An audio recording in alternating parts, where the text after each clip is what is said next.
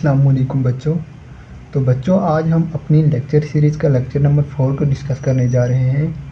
और lecture number 4 में देखेंगे हम रदरफोर्ड एटॉमिक मॉडल। इससे पहले जो हमने मॉडल डिस्कस किया वो था डाल्टन एटॉमिक मॉडल। और डाल्टन एटॉमिक मॉडल में सिर्फ डाल्टन ने जो कॉन्सेप्ट दिया था ना, वो सिर्फ एटम का कॉन्सेप्ट दिया था। इसके बाद रदरफोर्ड आया। रदरफोर्ड ने एक्सपेरिमेंट किया एक गोल्ड फॉइल पर, एक सोने की प्लेट पर। तो वहाँ से इसे पता चला कि न्यूक्लियस के अंदर भी कोई चीज़ पाई जाती है, और वो जो चीज़ पाई जाती है ना, वो प्रोटॉन थे। ओके, मतलब पॉजिटिव चार्ज थे।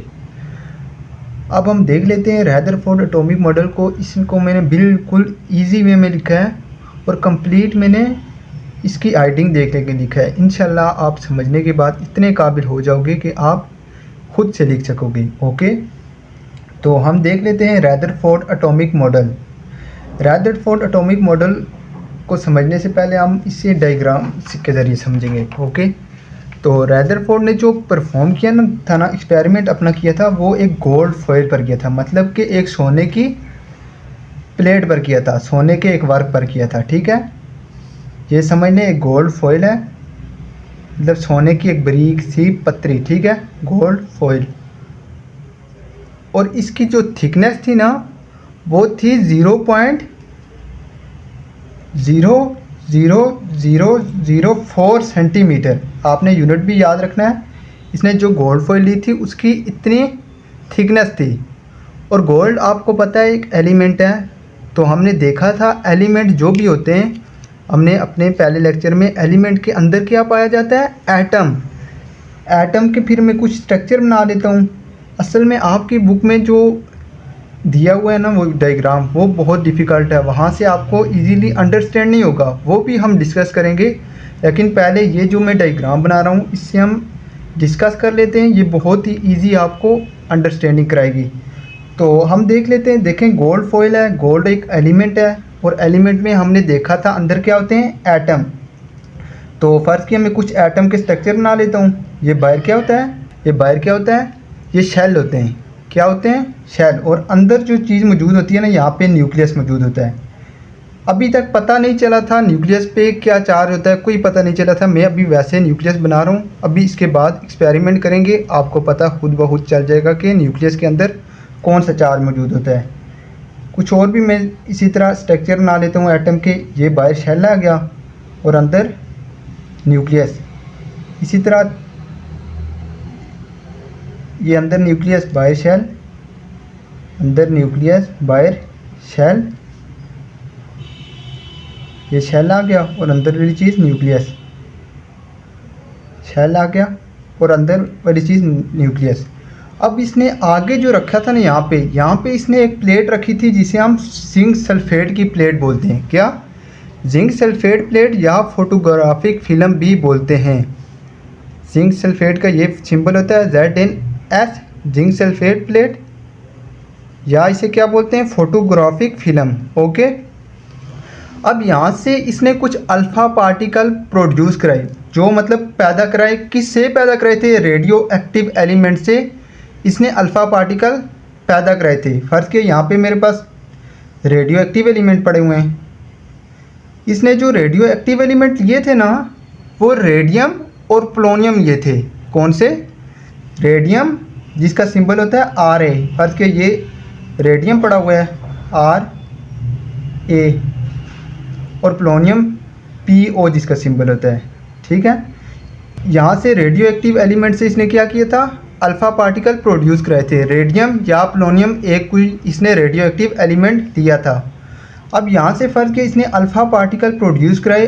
अल्फ़ा पार्टिकल के ऊपर असल में +2 चार्ज होता है। क्या होता है, +2 चार्ज होता है। आपने याद रखना है, अल्फ़ा पार्टिकल के ऊपर +2 चार्ज होता है, +2 चार्ज होता है। ठीक है, ये कहाँ से इसने प्रोड्यूस कराए थे alpha particle, radio active element से।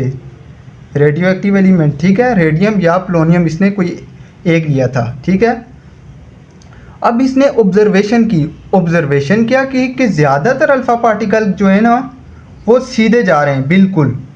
और यहाँ पे जब जाके जिंक सल्फेट की प्लेट के साथ टकराते थे ना, तो जिंक सल्फेट की प्लेट का काम ये था कि यहाँ पे फ्लैशेज ये पैदा करती थी। मतलब जब जिंक सल्फेट की प्लेट के साथ जाके अल्फ़ा पार्टिकल टकराते थे तो यहाँ पे क्या पैदा होती थी, फ्लैशेज, लाइट मतलब पैदा होती थी।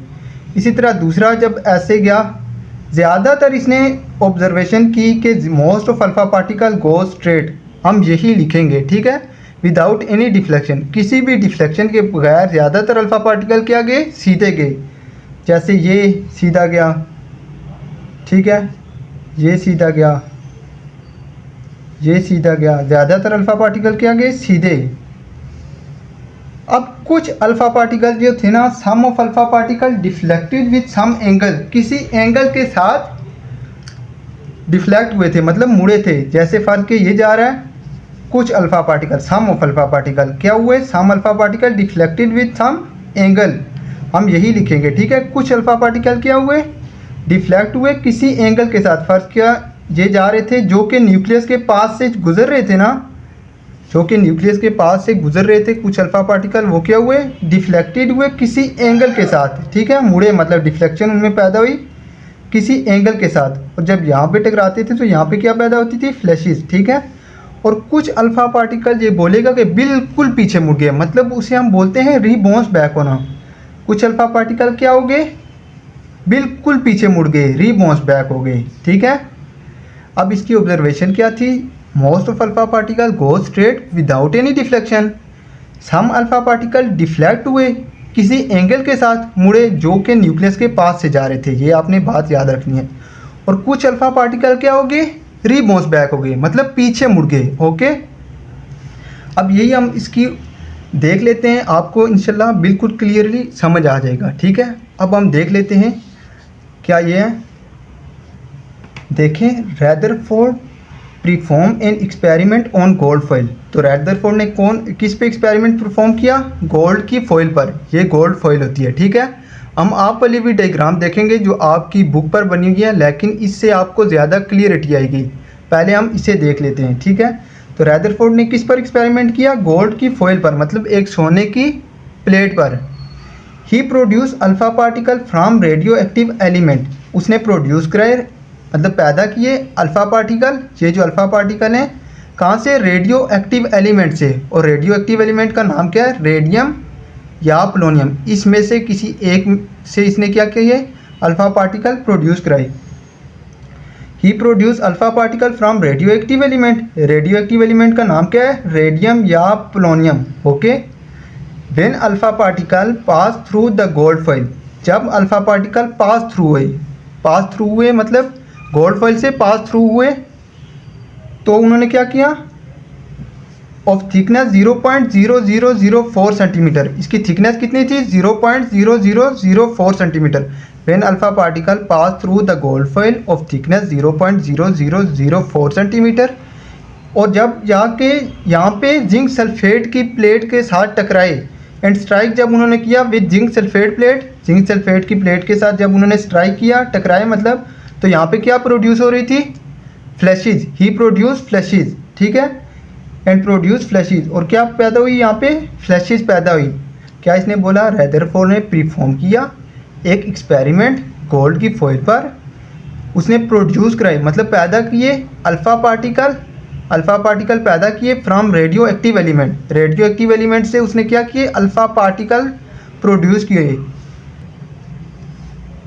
अब रेडियो एक्टिव एलिमेंट का नाम क्या था, रेडियम या पोलोनियम से इसने अल्फ़ा पार्टिकल प्रोड्यूस कराए थे। When alpha particle pass through the gold foil, जब अल्फ़ा पार्टिकल पास थ्रू हुए गोल्ड फॉइल, इस गोल्ड की फॉइल में से, ऑफ थिकनेस 0.004 सेंटीमीटर, जिसकी थिकनेस इतनी थी, इसमें से जब पास थ्रू हुए, and strike with zinc sulphate plate, और जब उन्होंने स्ट्राइक किया, जब जाके टकराए जिंक सल्फेट की प्लेट के साथ, तो क्या इन्होंने प्रोड्यूस किया, एंड प्रोड्यूस फ्लैशेज। तो यहाँ पे क्या पैदा हुई, फ्लैशेज पैदा हुई, ओके। अब इसकी ऑब्जर्वेशन यही थी पोस्टुलेट में, जो मेन पॉइंट में पहले इसकी ऑब्जर्वेशन है। ऑब्जर्वेशन में इसने क्या देखा था, ऑब्जर्वेशन इसने ऑब्जर्व यही किया था कि ज़्यादातर अल्फ़ा पार्टिकल क्या हुए, गो स्ट्रेट विदाउट एनी डिफ्लेक्शन। क्या हुआ, most of alpha particle go straight without any deflection, ज़्यादातर अल्फ़ा पार्टिकल क्या गए, सीधे गए किसी भी डिफ्लेक्शन के बगैर, ओके। ज़्यादातर अल्फ़ा पार्टिकल देखें यहाँ पे क्या गए, सीधे गए किसी भी डिफ्लेक्शन के बगैर। अब दूसरा इसका ऑब्जर्वेशन देखें, इसने जो ऑब्ज़र्व किया था, मुशाहिदा मतलब किया था, some alpha particle deflected at some angle. कुछ अल्फ़ा पार्टिकल जो थे ना वो डिफ्लेक्ट हुए थे किसी एंगल के साथ जो कि न्यूक्लियस के पास से जा रहे थे। Okay, some alpha particle deflected with some angle. ठीक है, अब ये देखेंगे हम रिजल्ट में ये क्यों डिफ्लेक्ट हुए हैं, लेकिन आपको पता होना चाहिए some alpha particle deflected with some angle. और कुछ अल्फ़ा पार्टिकल बिल्कुल पीछे मुड़ गए। पीछे मुड़ने को बिल्कुल को हम क्या कहते हैं, रिबाउंस बैक। तीसरा पॉइंट इसका यही है ऑब्जर्वेशन का, सम अल्फ़ा पार्टिकल रिबाउंस बैक, मतलब बिल्कुल पीछे मुड़ गए। ठीक है, रिबाउंस बैक हो गए। अब इन ऑब्जर्वेशन से इसने कुछ रिजल्ट दिए थे। तो पहली ऑब्जर्वेशन थी ना कि most of alpha particle go straight without any deflection. ज़्यादातर अल्फ़ा पार्टिकल गो स्ट्रेट, सीधे गए किसी भी डिफ्लेक्शन के बगैर। ये शो करते हैं कि ज़्यादातर जो पार्ट है ना, हिस्सा है एटम का, वो एम्प्टी है, मतलब कि खाली है, इसीलिए तो ज़्यादातर सीधे जा रहे हैं ना। क्या शो करते हैं, ज़्यादातर अल्फ़ा पार्टिकल जो बिल्कुल सीधे जा रहे हैं वो शो करते हैं कि वो ज़ाहिर करते हैं कि ज़्यादातर पार्ट जो एटम का है वो एम्प्टी है, खाली है। ओके, यही लिखा हुआ है। जो most of alpha particle go straight, जो ज़्यादातर अल्फ़ा पार्टिकल सीधे जा रहे थे, इसने जो ऑब्जर्वेशन की थी उससे इसने रिजल्ट निकाला कि most of alpha particle go straight shows, ज़ाहिर करते हैं that the most of the part of an atom is empty. ज़्यादातर हिस्सा जो एटम का है वो एम्प्टी है। ओके, इसीलिए तो ज़्यादातर सीधे जा रहे हैं ना। ओके, अब दूसरी ऑब्जर्वेशन इसकी देखें, दूसरा मुशाहिदा जो था, some alpha particle deflected at some angle. इसने बोला ये जो डिफ्लेक्ट हो रहे हैं ना सम अल्फ़ा पार्टिकल, ये शो करते हैं कि न्यूक्लियस पे पॉजिटिव चार्ज है।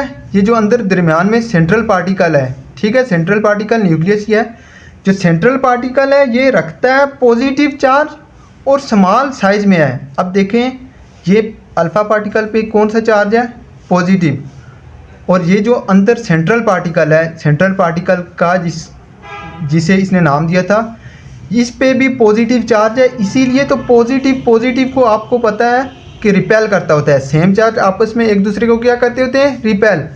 तो इस पे भी पॉजिटिव चार्ज, इस पे भी पॉजिटिव चार्ज। जब यहाँ से गुजरेगा तो यहाँ से न्यूक्लियस के पास से जब गुजरता होगा, सेंट्रल पार्टिकल के पास से जब गुजरता होगा, तो सेंट्रल पार्टिकल पे फिर चार्ज कौन सा होगा, पॉजिटिव होगा। एक जैसे चार्ज होंगे तब ही तो ये रिपेल करेगा ना। तो इसने यही ऑब्जर्वेशन दूसरी की कि some alpha particle deflected with some angle show that the nucleus is very small, बहुत छोटा है, और हैज़ पॉजिटिव चार्ज, और इस पे चार्ज कौन सा है, पॉजिटिव है। इसीलिए तो पॉजिटिव ये था और इस पे पॉजिटिव होगा, इसीलिए तो इसने इसको रिपेल किया है। ओके, और साइज़ में ये छोटा है, नहीं तो ज़्यादा डिफ्लेक्ट हुए होते, लेकिन कुछ डिफ्लेक्ट हुए हैं, थोड़े बहुत इसीलिए डिफ्लेक्ट हुए हैं क्योंकि न्यूक्लियस का साइज़ क्या है, सेंट्रल पार्टिकल्स का साइज़, सेंट्रल पार्टिकल को ही हम न्यूक्लियस बोलते हैं, ये स्मॉल है, साइज़ में ये क्या है, स्मॉल। ओके, अब तीसरी ऑब्जर्वेशन जो थी इसकी, some alpha particle rebounce back, इससे इसने एक रिजल्ट दिया। वो क्या दिया था, rebounce back of some alpha particle shows, जो रिबाउंस बैक हुए कुछ अल्फ़ा पार्टिकल वो शोज करते हैं, ज़ाहिर करते हैं, क्या ज़ाहिर करते हैं, वो ये ज़ाहिर करते हैं कि that the nucleus of an atom is dense. जो न्यूक्लियस है ना एटम का वो बहुत सख्त है, मतलब बहुत हार्ड है, इसीलिए तो रिबाउंस बैक हो गए, मतलब बिल्कुल पीछे मुड़ गए। अगर फ़र्ज़ किया हमारे पास एक फोम होता है, फोम लगा हुआ, फ़र्ज़ किया फोम की एक दीवार है, अगर इस पर हम बाल मारें तो ये देखें यहीं पे गिर जाएगी क्योंकि ये सख्त नहीं है, हार्ड नहीं है। अगर फ़र्ज़ किया एक सख्त दीवार है जिस पे फोम वगैरह लगा हुआ ही नहीं है, मतलब फोम के बगैर, इस पर जब हम बाल मारेंगे ये पूरी ऐसे रिबाउंस बैक हो जाएगी। क्यों, ये क्योंकि हार्ड है, सख्त है, इसलिए। अगर फ़र्ज़ किया नरम होती है ना दीवार, इस पर अगर फ़र्ज़ किया फोम लगा हुआ हो, जब हम मारेंगे बाल तो यहीं पे गिर जाएगी, मतलब ज़्यादा पीछे नहीं मुड़ेगी। अगर हम हार्ड दीवार पे मारेंगे बाल तो वो क्या होगी, बिल्कुल पीछे मुड़ जाएगी। बिल्कुल पीछे क्यों मुड़ेगी, क्योंकि ये बहुत हार्ड है।